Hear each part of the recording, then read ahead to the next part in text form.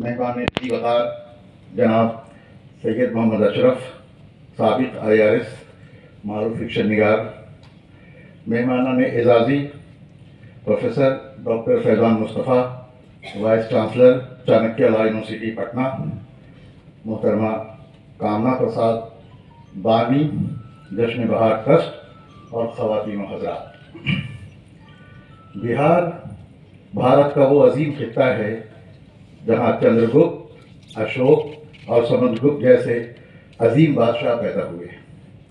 چانکیہ جیسا قانون داں پیدا ہوا جس کی چانکیہ نیتی ساری دنیا میں مشہور ہے۔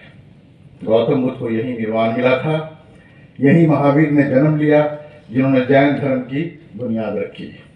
نالندہ اور وکرم شیلا کی پراچین دانشگاہیں اسی بہار سے تعلق رکھتی ہیں جو بھارتیہ گیان پرمپرا کا سر چشمہ رہی ہیں، اور انہوں نے صدیوں تک پوری دنیا کی علمی سربراہی کی ہے۔ اسی سرزمین نے خدا بخش خاں کو پیدا کیا جنہوں نے پٹنہ میں ایک ایسی لائبریری قائم کی جس میں دنیا کے بیشتر مفکروں کے افکار اور سینکڑوں موضوعات پر ایسی نادر و نایاب کتابیں جمع کی ہیں کہ جنہیں دیکھ کر آنکھیں حیرت زدہ رہ جاتی ہیں۔ آج بہار کی اسی سرزمین کے دارالحکومت پٹنہ میں سہ روزہ قومی سیمینار بعنوان اردو زبان کا مستقبل وکست بھارت 2047 کے تناظر میں کا انعقاد ہو رہا ہے۔ اپنی نوعیت کے اس منفرد سیمینار میں آپ سبھی خواتین و حضرات کا خیر مقدم ہے، استقبال ہے۔ وکست بھارت کا تصور ایک ایسے ملک کا تصور ہے جو اقتصادی طور پر مستحکم، سماجی اعتبار سے جامع، تکنیکی طور پر ترقی یافتہ اور ثقافتی سطح پر متحرک ہے۔ یہ ایک ایسا مستقبل ہے جہاں جدت طرازی فروغ پائے گی، تعلیم ہر فرد کو بااختیار بنائے گی اور پائیدار ترقی ماحولیاتی تحفظ کو یقینی بنائے گی۔ اس وژن میں ہندوستان اپنے تمام خطوں اور سماجی طبقات میں آمدنی، تعلیم، صحت کی دیکھ بھال اور مواقع میں امتیاز یا فرق کو کم کرتے ہوئے مساوی ترقی حاصل کرے گا۔ وکست بھارت کا یہ وژن دراصل ایک اجتماعی مشن ہے جس میں تمام سرگرم عمل شعبوں، حکومتوں، نجی اداروں اور افراد کی شرکت ضروری ہے تاکہ یہ یقینی بنایا جا سکے کہ ہندوستان وشو گرو کے طور پر ابھرے۔ اسی مقصد اور مشن کے تحت ہمارے عزت مآب وزیر اعظم نریندر مودی جی نے وکست بھارت کا وژن دیا ہے۔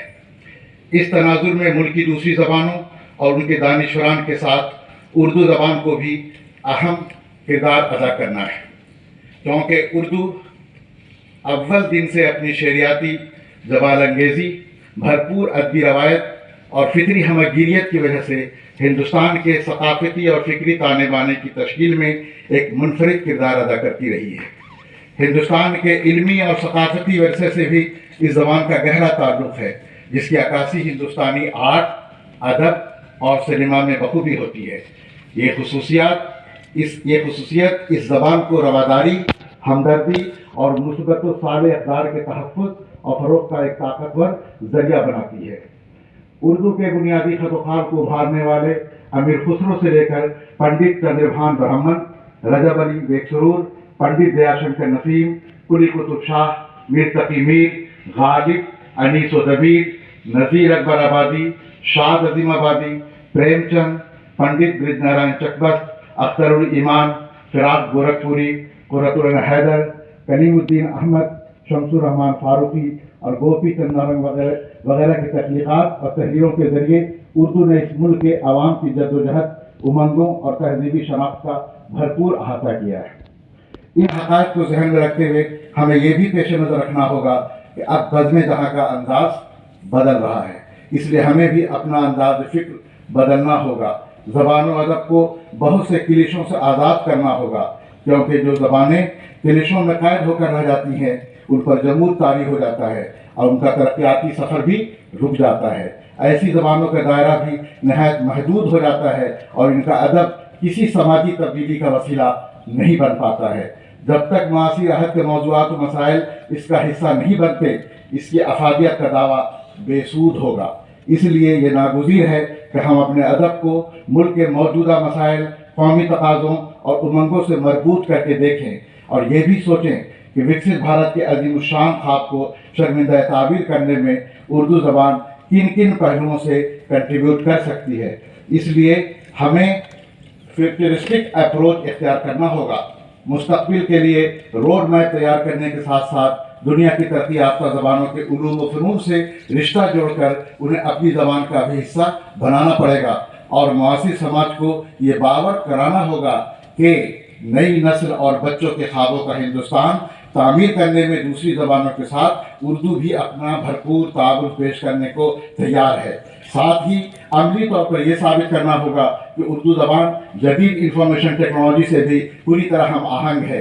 اردو صحافت بھی ماضی کی روشن روایت پر چلتے ہوئے خوشگوار مستقبل کی تعمیر کے لیے پرعزم ہے۔ انڈین نالج سسٹم کا قیمتی ذخیرہ بھی اردو زبان میں موجود ہے، اور اردو شاعری بھی اب نئی کروٹ لے رہی ہے۔ اس کے دامن میں محض رومان پرور تخیلات کے بجائے عام انسانی زندگی کے معاملات و مسائل، ان سے نمٹنے کے طریقے اور فرد معاشرے کی تعمیر و ترقی کی تدبیریں بھی ہیں۔ مجھے توقع ہے کہ اس سیمینار میں ان تمام حوالوں سے بے حد مفید مقالے پیش کیے جائیں گے، ان پر سیر حاصل گفتگو ہوگی، اور ہمارا یہ سہ روزہ سیمینار وکست بھارت کے حوالے سے اردو زبان کا مستقبل طے کرنے میں معاون ثابت ہوگا۔ میں ایک بار پھر اپنے تمام معزز مہمانوں کا صمیم قلب سے شکریہ ادا کرتا ہوں۔ جے ہند، جے بھارت۔